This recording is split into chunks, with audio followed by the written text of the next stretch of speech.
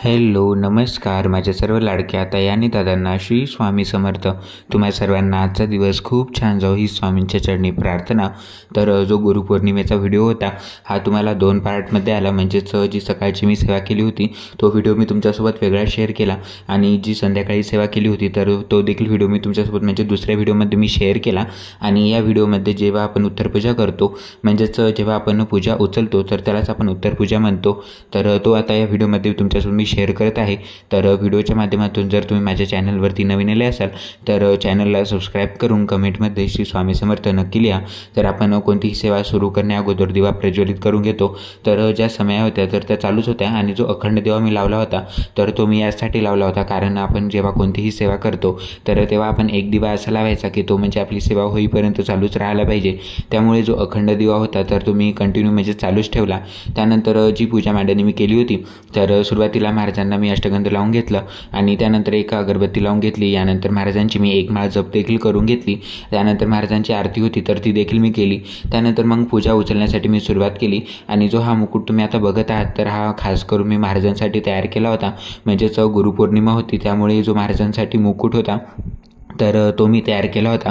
कारण महाराजांची मूर्ती आहे तर ही 4 इंचाची आहे, त्यामुळे मग या मूर्तीच्या म्हणजे साईजचा मुकुट आपल्याला मार्केटमध्ये भेटत नाही। त्यामुळे मग मला जसा महाराजांचा मुकुट तयार करायचा असतो तर तसं मी स्वतः म्हणजे माझ्या हाताने तयार करतो।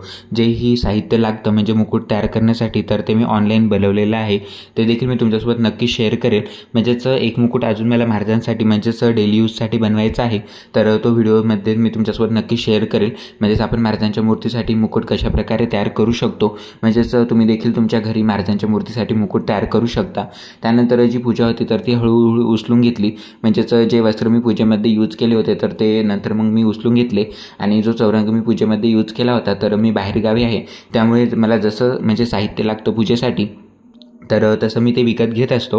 आणि जितक्याही म्हणजेच तुम्ही आता माझ्या पूजेमध्ये वस्तू बघत आहात तर ह्या सर्व म्हणजे मी इथे आल्यावरच घेतल्या आहेत। जेव्हापासून मी जॉबला आहे तर तेव्हापासूनच मी ह्या ज्या वस्तूंची खरेदी होती तर ती मी केली होती। आणि सर्वात महत्त्वाची म्हणजे ही धनलक्ष्मी कुंचन सेवा, तर ही माझी इच्छा खूप दिवसाची होती की ही सेवा करायची आणि आता पौर्णिमा देखील होती तर त्यानिमित्ताने जी कुंचन सेवा होती तर ती देखील मी केली। आणि जे काही आपल्याला कुंचनमध्ये साहित्य आपण यूज करतो म्हणजेच जे तांदूळ आपण यूज करतो कुंचनमध्ये तर ते तुम्ही तुमच्या भातामध्ये यूज देखील करू शकता किंवा तुम्ही ते पक्ष्यांना देखील टाकू शकता।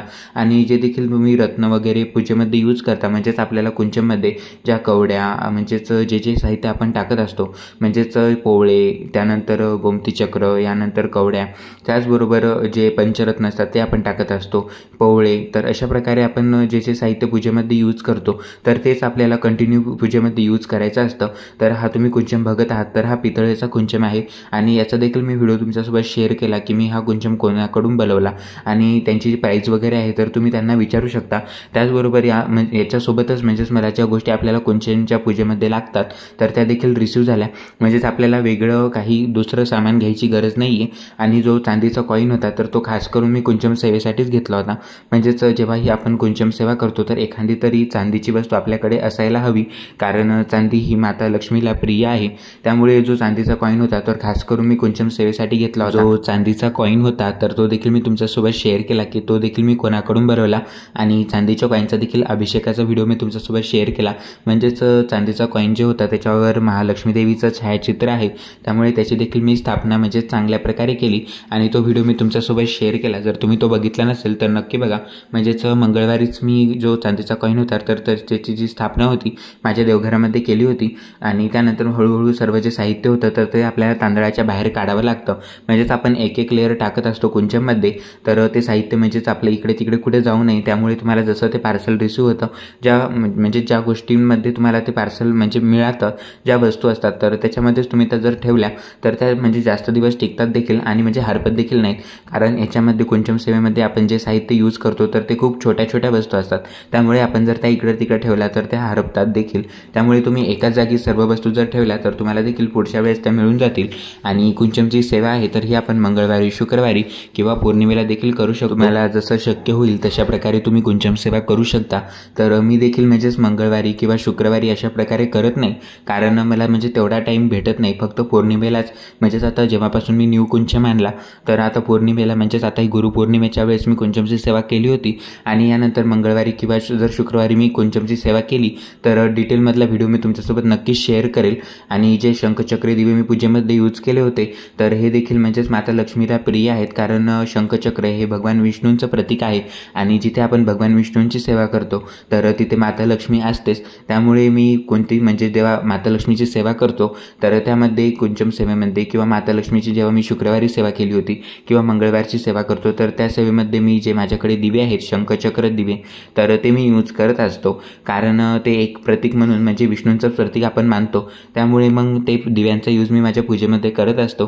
त्यानंतर जी काही पूजा मांडणी मी केली होती तर ती सर्वात पहिल्यांदा मी ती उचलून घेतली आणि त्यानंतर ज्या समया होत्या तर त्या चालूच होत्या, त्यामुळे मी त्या विझवल्या नाही आणि आजच्या पूजेमध्ये देखील मी कंटिन्यू त्या ठेवल्या। आणि जेव्हा त्या आता विझतील तर तेव्हा मी स्वच्छपणे त्या धुवून म्हणजेच त्या तेलकट होतात, म्हणजेच सतत आपण ज्या समया जर पूजेमध्ये यूज केल्या तर त्याच्यामध्ये तेल टाकून त्या तेलकट होतात। त्यामुळे त्यानंतर पूजा लगेचच झाली की तुम्ही त्या समया ज्या असतात तर त्या म्हणजे स्वच्छपणे धुवून ठेवत जा, कारण मग त्याच्यामध्ये तेलकट जर तसंच राहिलं त्याच्यावर ते काळे डाग राहतात।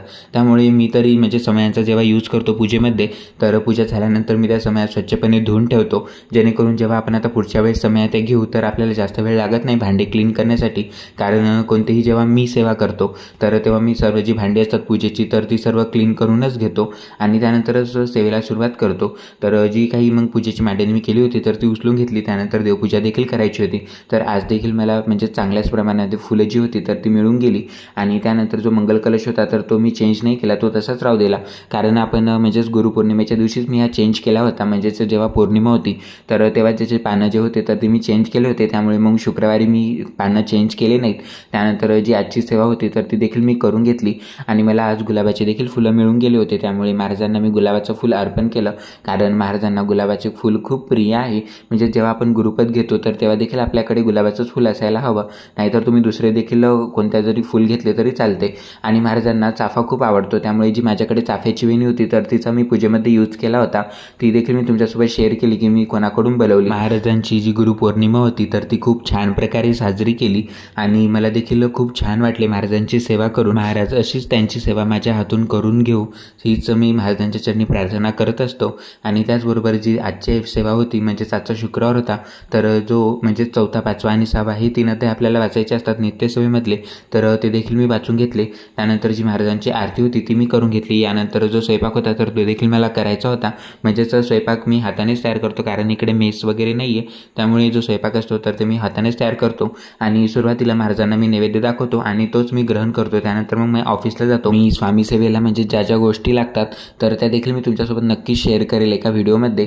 तर तुम्हाला माझा आजचा व्हिडिओ कसा वाटला कमेंटमध्ये नक्की सांगा। व्हिडिओ आवडला असेल तर लाईक, शेअर आणि सबस्क्राईब करायला विसरू नका।